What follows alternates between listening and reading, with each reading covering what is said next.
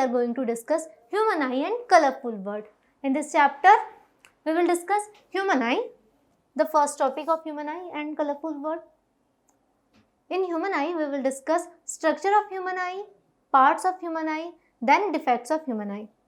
So, in human eye, firstly we will discuss what is human eye. हमने सबसे पहले light chapter में discuss किया था कि कैसे ऑब्जेक्ट में लाइट रिफ्लेक्ट होकर ह्यूमन आई में आती है और ह्यूमन एबल होता है किसी भी ऑब्जेक्ट को सीन करने में. तो वही चीज़ आज हम डिस्कस कर रहे हैं. तो सबसे पहले ह्यूमन आई क्या है? It is a natural optical instrument which is use to see the object by human beings and it is like a camera which has a lens and screen system. तो human eye एक camera का type work कर रहा है जिसमें lens भी है, जिसमें स्क्रीन भी है. लेंस के थ्रू लाइट जाएगी एंड स्क्रीन में जो इमेज फॉर्म होगी दोनों एक साथ एक ही ऑब्जेक्ट में, एक ही इंस्ट्रूमेंट में है, वो है human eye. Then the structure of human eye. It is a structure of human eye. ये हम सबने देखा होगा, एक स्फेरिकल शेप होता है. ह्यूमन आई इज रफली स्फेरिकल इन शेप. मतलब एग्जैक्ट स्फेयर होता नहीं, रफली होता है, एक साइड से थोड़ा सा पिचकी रहती है ये आई, बट है रफली spherical shape with a diameter about 2.3 centimetre. इसके डायमीटर 2.3 सेंटीमीटर. एक छोटा सा स्ट्रक्चर होता है ह्यूमन आई. और आपने सुना होगा कि बर्थ से डेथ तक के आई का साइज चेंज नहीं होता, सेम साइज की होती है. It consist of convex lens made of living tissues. Human lenses are living organs contrary to the simple optical lenses. हमने simple optical lenses देखे थे, concave lens, convex lens, but ये different है उससे, एक लिविंग ऑर्गन से बना हुआ है. एक गॉड का गिफ्ट है. जो हमने देखा था कि आर्टिफिशियल लेंसेस होते हैं जो अपने साइज चेंज नहीं कर रहे, शेप चेंज नहीं कर रहे, बट ह्यूमन आई एक स्पेशल लेंस है जो अपना साइज और शेप ऑब्जेक्ट के अकॉर्डिंग, कितने डिस्टेंस में ऑब्जेक्ट रखा है उसके अकॉर्डिंग चेंज करेगा. ये पावर ऑफ अकोमोडेशन में आएगा जो आगे हम डिस्कस कर रहे हैं. बट ह्यूमन आई का जो लेंस है वो एक स्पेशल लेंस है आर्टिफिशियल लेंसेज के कंपैरिजन में. तो सबसे पहले हम डिस्कस करते हैं various parts of the human I and their functions. So the first part is cornea. Cornea क्या है? एक फर्स्ट जो सबसे फ्रंट में एक कॉन्वेक्स शेप टाइप का, कॉन्वेक्स लेंस लाइक उसका शेप है, जो फर्स्ट में सबसे आउटर मोस्ट पार्ट होता है कॉर्निया. ये क्या करता है? Thin membrane which covers the eye trail. Eye trail eye का पाथ है, उसको कवर करने का, उसको प्रोटेक्ट करने का वर्क करती है. वहाँ से जितनी भी लाइट्स आ रही है डायरेक्ट उसे प्रोटेक्ट कर रही है. जितनी डस्ट आ रही है, जितने भी फॉरेन पार्टिकल्स आ रहा है, उन पार्टिकल्स से आई को प्रोटेक्ट करने का वर्क करता है cornea. And it is a like a lens. ये एक लेंस का टाइप, मतलब ह्यूमन आई में एक डिफरेंट लेंस, आई लेंस तो है, बट उसके पहले एक लेंस का टाइप ही है जो क्या करता है, जितनी रेज आ रही है सारी रेज एक बार में अंदर आने नहीं देता. ये पहले ही बहुत सारी 60 to 70% रेज को पहले ही रिफ्लेक्ट कर देता है. ये सिर्फ कुछ रेज को ही अंदर आने देता है, अदरवाइज सारी रेज अंदर आ जाएगी और डैमेज हो जाएगा. तो ये एक प्रोटेक्ट करने का काम करता है. इसका मेन फंक्शन है कि it provides 67% of eyes focusing power. मतलब ये सारी लेंस अगर सारी रेज अंदर कर देगा तो ये फिर वापस से लेंस को है जो फोकस करने का वर्क करना पड़ेगा. बट कॉर्निया है, कॉर्निया पहले ही 60 to 70% रेज को फोकस कर लेता है, तो आधा वक्त तो पहले ही हो जाता है. After cornea there is a second part is aqueous humour. Aqueous humour किस किस के बीच का स्पेस है? Cornea and eye lens. ये जो आपका आई लेंस है एंड जो कॉर्निया है, इन दोनों के बीच का पार्ट जो है वो एक्वस ह्यूमर. ये एक वाटर लाइक सब्सटेंस है. वाटर लाइक सब्सटेंस ये प्रेशर क्रिएट करने का वर्क करेगा. मतलब जो सराउंडिंग है और आई है उन दोनों के बीच में प्रेशर क्रिएट करने का वर्क करेगा. It provides power to the cornea. Cornea को पावर प्रोवाइड करने का वर्क करता है aqueous humour. Now the third part is iris. Iris एक मस्कुलर डायफ्राम के टाइप है. आइरिस एंड प्यूपिल पेयर में वर्क करते हैं. सबसे पहले हम आइरिस का वर्क देखते हैं. It controls amount of light entering the I by the changing the size of the people. एक विंडो समझ लीजिए. पिपल क्या है? जहाँ से लाइट एंटर करेगी. तो पिपल एक होल है, मतलब विंडो, और विंडो ओपन क्लोज कर रहे हैं. ये समझ लो ये आइरिस है कि अगर आपने विंडो कितना ओपन करना है, कितना क्लोज करना है, ये वर्क है आइरिस का कि लाइट कितनी एंटर होगी. तो ये मान लो विंडो है और ये जो होल है वो है पिपल.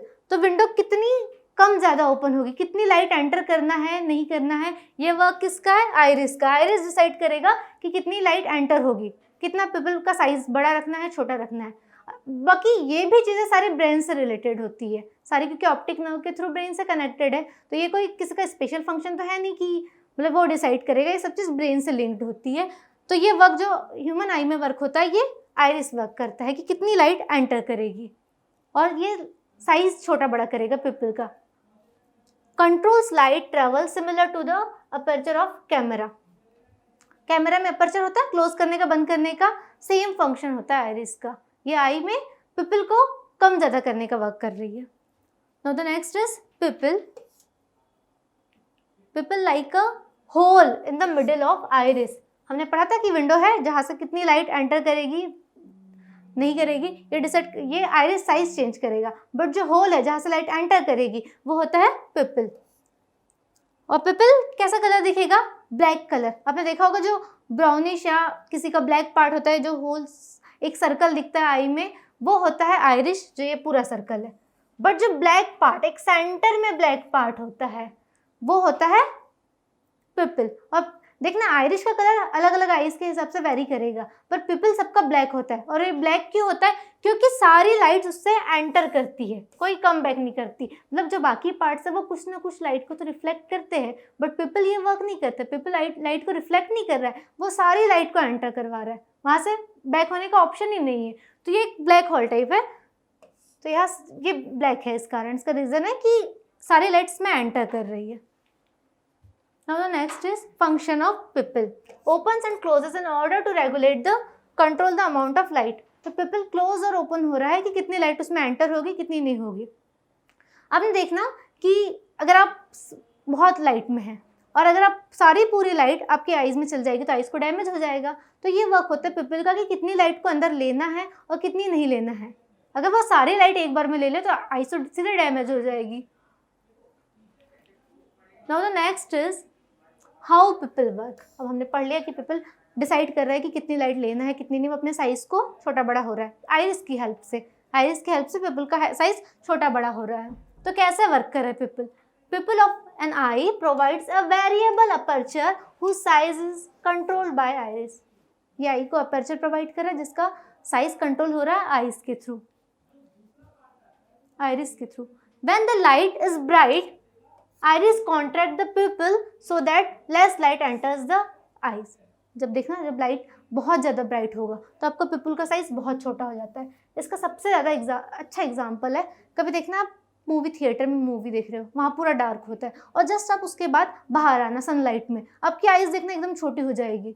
सेम आप एक बंद कमरे से बाहर जा रहे हो सनलाइट में, देखना आपकी जो ये होती है पिपल, इसका साइज बहुत छोटा हो जाता है, कॉन्ट्रैक्ट हो जाता है। तो ये वर्क किसके थ्रू होता है? आइरिस के थ्रू। आइरिस कवर कर लेती है इस पार्ट को और पिपल क्या होता है? छोटा हो जाता है और वहाँ से लेस लाइट एंटर करती है। क्योंकि आपकी अगर आप डायरेक्ट ब्राइट लाइट सारी लाइट आपकी आंखों में अंदर चली जाएगी तो वो तो डैमेज कर देगा, क्योंकि आप अंधेरे से आए हो, आप सीधे बाहर जाओगे। तो इसी चीज़ों को मेंटेन करने के लिए अपनी आइज में होता है आइरिस, जो अपना साइज कम ज़्यादा कर सकता है। आइरिस की हेल्प के थ्रू साइज कम ज़्यादा होता है पिपल का, जिसके थ्रू लाइट एंटर करती है। Now the next, when the light is dim iris expands. अब देखना जब लाइट डिम होगी, मतलब ब्राइट लाइट से अंधेरे में चले जा रहे हैं या रात के टाइम देखना ये चीज़ें होती है, उस वक्त क्या होता है? एक्सपांड होता है पिपल का साइज काफ़ी बड़ा हो जाता है। ये एक्सपेरिमेंट हम कर सकते हैं, कभी मिरर के सामने खड़े होकर भी देखना ये चीज़ें। मतलब डार्क एंड जब वो चेंज होगा लाइट, मतलब नेचुरली नहीं होगा नॉर्मली, बट जब लाइट डार्क हो रही है या ब्राइट हो रही है, जब चेंजेस होगी लाइट में, तब ये पिपल का साइज छोटा बड़ा होने लगेगा। ये चीज़ आप ऑब्जर्व करना, किसी और की आइज में ऑब्जर्व करना, कब कोई अंधेरे से बाहर आ रहा है या बाहर से कोई डार्क रूम में जा रहा है तब। Now the next part is eye lens. Eye lens, इसको हम क्रिस्टलाइन लेंस भी कहते हैं।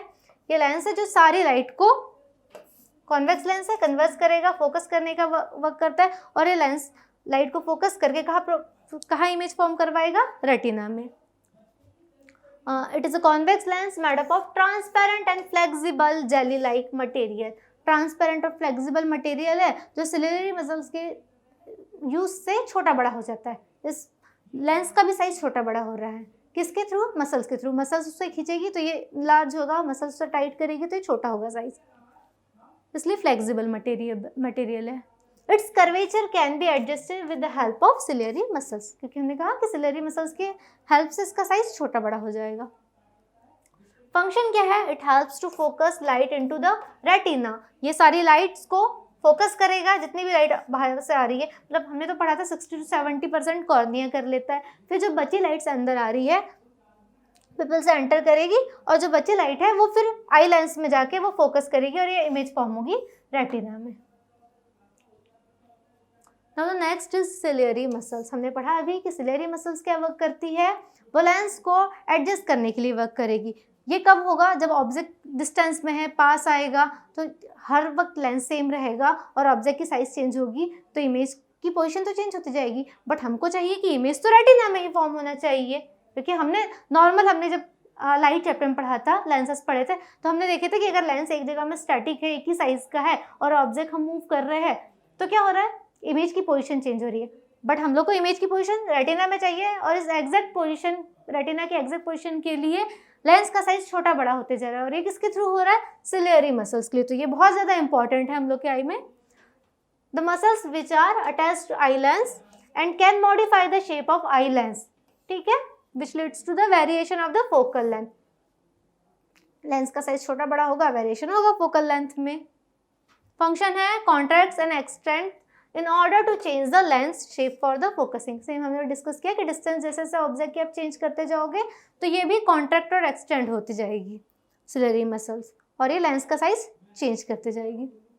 Now the next is vitreous humour. अब हमने यहाँ के पार्ट्स देखे, अब है आईज का ये पार्ट, और जो ये आई का ये सेम ये सारा पार्ट है, ये ब्लैंक नहीं है, इसके अंदर कुछ मटेरियल है। कौन सा मटेरियल है?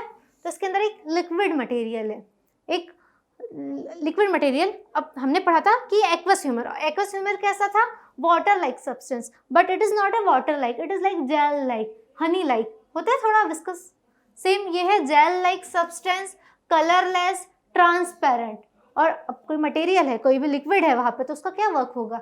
वो शांत तो रहेगा नहीं, वो अपने आजू बाजू प्रेशर लगाने का वर्क करेगा, और इसी प्रेशर की वजह से जो आई का शेप है वो स्फेरिकल होता है, एक सॉलिड शेप का टाइप होता है। अदरवाइज क्या होगा? ये तो जितना शेप है वो पिचक जाएगी। आपके आईज ऐसी पिचकी तो है नहीं, क्या है? एक सॉलिड टाइप का है, क्योंकि उसके अंदर जो लिक्विड है, विट्रस ह्यूमर है, वो उसको प्रेशर लगा रहा है उसकी वॉल्स में, और उस प्रेशर के थ्रू इसका शेप जो है वो मेंटेन है। तो ये बहुत इंपॉर्टेंट है कि उसके शेप को मेंटेन करके रखने के लिए provides the eye with its form and shape. Eye का जो फॉर्म और शेप है वो इस विट्रस ह्यूमर की कारण है। Now the next is retina. Retina जो स्क्रीन है, हमने पढ़ा था कि आई क्या है? कैमरा और लेंस, स्क्रीन साथ में है, लेंस और स्क्रीन कैमरा का टाइप वर्क कर रही है। लेंस के बारे में तो डिस्कस कर लिया। अब देखो स्क्रीन है रेटिना, जहाँ आपकी इमेज फॉर्म हो रही है। It is a light sensitive screen, और सबसे पहली चीज़ लाइट सेंसिटिव। लाइट सेंसिटिव कैसे? इसके पास दो सेल्स होती है, रॉड्स एंड कोन सेल्स। अब इनके वर्क क्या है? तो रॉड सेल्स है, ये होती है लाइट इंटेंसिटी ऑफ लाइट, और जो कोन सेल्स है ये क्या कर रही है? कलर ऑफ लाइट सेंस करता है, ठीक है। तो जो दोनों हम लोग के आईज में जो है rod sales and cone cells, जो रेटिना के पास होती है वो सेंस कर रही है rod sales intensity of light. अब इसको कैसे हम समझते हैं? अब देखिए कि ह्यूमन को देखना, वो मॉर्निंग में, नाइट में ट्यूब लाइट्स के थ्रू या कोई भी लाइट्स के थ्रू वर्क कर पा रहा है, आराम से चीज़ों को देख पा रहा है। लेकिन आप एनिमल्स में देखना, बर्ड्स में देखना, वो मॉर्निंग में अपने घोंसले से बाहर जा रहे हैं और जैसे ही इवनिंग हो रही है, सनसेट के टाइम ही सब अपने अपने घोंसले में आ रहे हैं, क्योंकि उनके पास कोन सेल्स, रॉड सेल्स कम है, मतलब ह्यूमन आई के बराबर नहीं है। अदरवाइज वो भी नाइट में अच्छे से देख पाते हैं, बट क्या है कि उनके पास रॉड सेल्स की कमी है, और वो हमेशा देखना जब भी सनसेट होता है वो अपने अपने घोंसले में आ जाते हैं, क्योंकि वो रात में नहीं जा पाते, रात में उन्हें नहीं दिख पाता ठीक से। The reason is rod sales. लेकिन ह्यूमन आई में रॉड सेल्स, कौन से सब भर भर के है, ताकि आप अच्छे से देखना, आप कलर्स को कितने अच्छे से आइडेंटिफाई कर लेते हैं, लाइट्स को अच्छे से आइडेंटिफाई कर पाते हैं। तो ये रीज़न है rods and cone cells. Same colours cone cells, जो कलर आइडेंटिफाई करते हैं, कलर सेंस करते हैं। जिनके पास कौन सेल्स कम ज़्यादा होते हैं तो उनकी इसमें कलर ब्लाइंडनेस वाली डिजीज हो जाती है। फंक्शन क्या है? Captures the light rays focus by the lens and sends inputs the brain विया द ऑप्टिक नर्व। क्या कर रहा है ये? कैप्चर कर रहा है सारी लाइट्स को, जो लेंस फोकस कर रहा है, लेंस उसे सेंड कर रहा है रेटिना में, ये कैप्चर कर रहा है और इस इमेज, हम कह तो रहे इमेज यहाँ बन रही है, पर क्या है, ये ऑप्टिक नर्व के थ्रू ब्रेन में फॉर्म कर रहा है, ब्रेन में सेंड कर रहा है। उस ब्रेन में सेंड होने के बाद हम लोग वहाँ से समझ पा रहे हैं कि हाँ ये इमेज फॉर्म हुई है। और हमेशा जो ऑब्जेक्ट हमें दिख रहा है इमेज रेटिना में उल्टी फॉर्म होती है, इन्वर्टेड इमेज फॉर्म होती है। ऑब्जेक्ट हमको सीधा दिख रहा है, रेटिना में उल्टी इमेज फॉर्म होगी। ऑप्टिकल नर्व का क्या वर्क है? These are the nerves which tag the image to the brain in the form of electrical signal। हमने कहा कि रेटिना में इमेज फॉर्म हो रही है, बट ये इमेज इलेक्ट्रिकल सिग्नल के थ्रू के फॉर्म में, इलेक्ट्रिकल सिग्नल के फॉर्म में ऑप्टिकल नर्व से ब्रेन तक जाएगी। तो ऑप्टिकल नर्व का फंक्शन है कि ये ट्रांसमिट कर रहा है इलेक्ट्रिकल सिग्नल को ब्रेन तक के। ये नर्व्स के थ्रू, क्योंकि कहीं तो ट्रैवल करके जाएगा, एयर में जाएगा नहीं, तो ये जो नर्व्स है, इस नर्व्स के थ्रू ये ब्रेन तक के, ऑप्टिकल नर्व्स पूरे ब्रेन तक कनेक्टेड रहेगी और ये ब्रेन में सिग्नल जाएगा। तो हमारा ब्रेन सेंस कर पाएगा, अच्छा ये ऑब्जेक्ट देखा, ये ऑब्जेक्ट की इमेज है। अब यह कैसे इमेज फॉर्म हो रही है? देखो ये जा रही है लाइट, हमने देखा पिपल में, पिपल सारी लाइट को एंटर करने नहीं देगा, तो जो जितनी लाइट जा रही है वो होल है, पिपल मतलब लाइट अपने आप को एडजस्ट करेगा और जो होल से जितनी लाइट जाएगी आगे वो जाके यहाँ पे इमेज फॉर्म करेगी। रेटिना में देखना, ये आपको सीधी कैंडल है, यहाँ पे उल्टी कैंडल फॉर्म हो जाएगी, क्योंकि हमेशा इमेज इन्वर्टेड होती है। तो ये है image formation.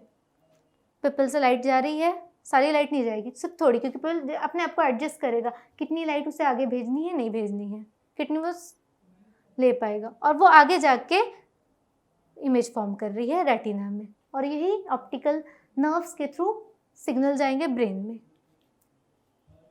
Now the next is persistence of vision। Persistence of vision क्या होता है? It is a time for which the sensation of an object continue in the eye। कोई भी ऑब्जेक्ट को आप देख रहे हो और उसके बाद जस्ट अपना चेहरा बदल लीजिए, एक किसी और साइड कर लो या फिर आईज क्लोज कर दो, वो आपको ऑब्जेक्ट कितनी देर तक आपके आंखों में दिखेगा? करो ये एक्सपेरिमेंट, तो देखना ये कितनी देर तक दिख रहा है, कुछ सेकंड तक दिख रहा है। मतलब आईज क्लोज करो कोई ऑब्जेक्ट देख के, वो ऑब्जेक्ट आपको एकदम झलक रहेगी आंखों में, और ये कितना होता है? 1/16 ऑफ अ सेकेंड। एक सेकंड का 1/16 पार्ट होता है, बहुत छोटा टाइम है, बट इतने ही टाइम तक के परसिस्टेंस ऑफ विजन है, मतलब किसी ऑब्जेक्ट हमारे माइंड में रहेगा, ये हमारी आईज में रहेगा। Now the next is power of accommodation। Power of accommodation क्या है? It is ability of eye lens to adjust its focal length। Ability eye length की, अपनी फोकल लेंथ को एडजस्ट करने की, कब? According as the distance is called power of accommodation. कि कोई भी ऑब्जेक्ट आगे पीछे कर रहे हो आप, ऑब्जेक्ट का डिस्टेंस चेंज कर रहे हो, कोई आप नियर बाय ऑब्जेक्ट देख रहे हो, कोई काफ़ी दूर का ऑब्जेक्ट देख रहे हो, तो उसके अकॉर्डिंग अपने फोकल लेंथ को एडजस्ट करेगा। तो ये है जो एबिलिटी है, इसी एबिलिटी को हम बोल रहे हैं पावर ऑफ अकोमोडेशन, कि ऑब्जेक्ट के डिस्टेंस के हिसाब से लेंस का साइज चेंज हो रहा है। ये चीज़ हमने डिस्कस की थी, सिलेरी मसल्स आइरिस के थ्रू जो चेंज हो रहा है सिलेरी मसल्स के थ्रू। तो ये देख रहे हैं कि कैसे जब ऑब्जेक्ट पास में है तो ये हो रहा है लेंस एक्सपांड हो गया, और ऑब्जेक्ट दूर से आ रहा है तो लेंस पतला हो गया, कॉन्ट्रैक्ट हो गया। दिख रहा है ये स्मॉलर पिपल जब ऑब्जेक्ट पास में है, और ये जब फॉर फोकस जब ऑब्जेक्ट दूर से आ रहा है। Clear? Now the next is when ciliary muscles relaxed. जब सिलेरी मसल्स, हमने देखा कि सिलेरी मसल्स के थ्रू साइज चेंज हो रहा है लेंस का।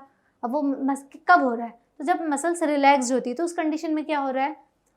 आई लेंस बिकम्स थीन। जब मसल्स रिलैक्स है तो आई लेंस थीन हो जाएगा, इंक्रीजेज द फोकल लेंथ। और जब मसल्स रिलैक्स्ड है तो फोकल लेंथ बढ़ जाएगी, और हम उस कंडीशन में डिस्टेंस ऑब्जेक्ट को इजीली देख पाएंगे। तो जब भी आप डिस्टेंस ऑब्जेक्ट को इजीली देख पा रहे हो तो याद रखना कि उस कंडीशन में क्या है, आपके सिलेरी मसल्स रिलैक्स्ड है, फोकल लेंथ उसका इंक्रीज हो जा रहा है, एंड आई लेंस थीन हो जा रहा है। आई लेंस थीन हो रहा है, that means focal length increase हो रहा है, और हम दूर का ऑब्जेक्ट इजीली देख पा रहे हैं। कंडीशन कब है? जब सिलेरी मसल्स रिलैक्स्ड है। Now the second condition, when ciliary muscles are contract, अब मसल्स कॉन्ट्रैक्ट होगी, रिलैक्स रिलैक्स नहीं, कॉन्ट्रैक्ट, एकदम स्ट्रेस्ड में है, उस कंडीशन में क्या हो रहा है, आई लेंस बिकम्स थिक, अब मोटा हो गया लेंस, हमने देखा पहले क्या था, थिन था, एकदम पतला सा हो गया था, और अब थिक हो गया। Decreases the focal length, focal length मोटा हो गया तो फोकल लेंथ कम हो गई आपकी, और उस कंडीशन में आप नियर बाय ऑब्जेक्ट को इजीली देख पा रहे हैं। ठीक है, now the next, near point of the eye, eye का नियर पॉइंट कहाँ कितना है, आप कितने इजीली, कितने क्लोज ऑब्जेक्ट को इजीली देख पा रहे हो। आप देखो यहाँ तक करो, एकदम पास ले आओगे ऑब्जेक्ट को, आप क्लियरली नहीं देख पाओगे, कुछ डिस्टेंस तक जाओगे और आप देखना कि ऑब्जेक्ट को क्लियरली देखना शुरू कर रहे हो। तो ये कब है, तो सबसे पहले डिफाइन करते हैं, ये क्या है, minimum distance eight which object can be seen most distinctly without strain, eyes को कोई स्ट्रेन नहीं पड़ रहा है और ऑब्जेक्ट को क्लियरली देख पा रहे हो, उस डिस्टेंस को हम बोल रहे हैं नियर पॉइंट ऑफ द आई। और ये कितना होता है आईज के लिए, तो ये होता है यूजुअली, मतलब नॉर्मली ये 25 सेंटीमीटर होता है नॉर्मल आई के लिए, अबाउट टू 25 सेंटीमीटर, कई बार 24 में भी हम 23 में देख पाते हैं, पर देखना कुछ टाइम बाद जैसे जैसे आप ऑब्जेक्ट पास करोगे आईज को स्ट्रेन होने लगेगा, लेकिन 25 सेंटीमीटर आपका नॉर्मल व्यू है, आप यहाँ से आराम से बिना स्ट्रेन के ऑब्जेक्ट को क्लियरली देख पा रहे हो, तो ये है आपका near point of the I.